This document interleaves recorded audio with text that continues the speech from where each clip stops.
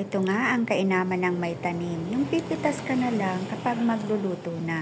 So, ayan guys, mamimitas ako ng mga labuyo. Siling labuyo ito, pero yung mas malalaking version. Ayan. Masarap to na ilagay sa gulay kasi ang lasa nito ay parang yung malalaking sili din. Kaya masarap siya ilagay sa gulay. At ito naman, yung bagong tanim ko na lemongrass, pwede na nating bawasan yan. Kasi masarap ang gulay na langka kapag may tanglad or lemongrass. Masarap din itong ilagay sa tinolang manok, kaya nga masarap din itong ilagay sa tinolang manok, kaya nani nagtanim ako ng maraming tanglad. At eto, nanguha din ako ng mga tuyong kahoy para makalibre na tayo sa pangluto. Nagsaing muna ako ng mani galing sa night market. At habang nakasalang ang mani ay magtayo tayo ng nyog na gagamitin sa pagulay ng langka. Actually, yung langka ay may kahalong lubi-lubi at saka yung mga napitas kong bataw. So, ayan guys, nakapiga na tayo ng nyog. Kaya, lagyan na natin ng pangsahog natin na pa at alamang. Yan lang ang isasahog natin guys at masarap na yan na gulay. Isabay na rin natin yung lemongrass para mas mabango yung ating gulay. So, ayan guys, yung mga ingredients natin. May bataw, saka yung lubi-lubi.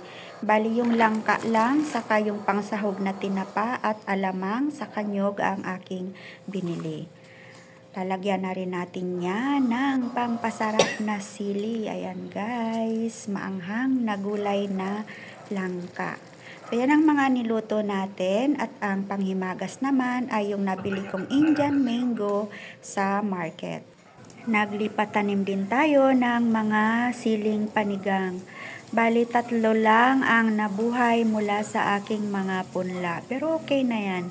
Kapag inalagaan natin yan ng maigi ay magbibigay din ng maraming bunga.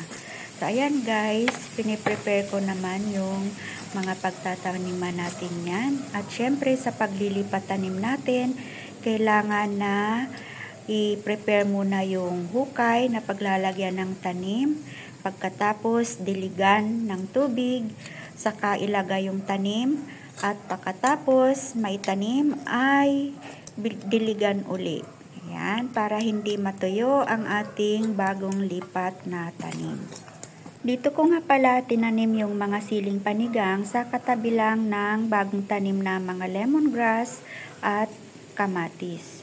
Bali, magandang companion plant ang 3 tanim na to guys, yung lemongrass, kamatis at sili. Ang lemongrass kasi ay nagbibigay protection din sa ating mga halaman para hindi pakialaman ng mga peste.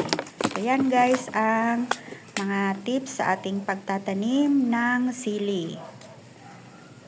Maraming salamat sa palagi niyong panunood ng aking mga simpleng home-related and gardening videos.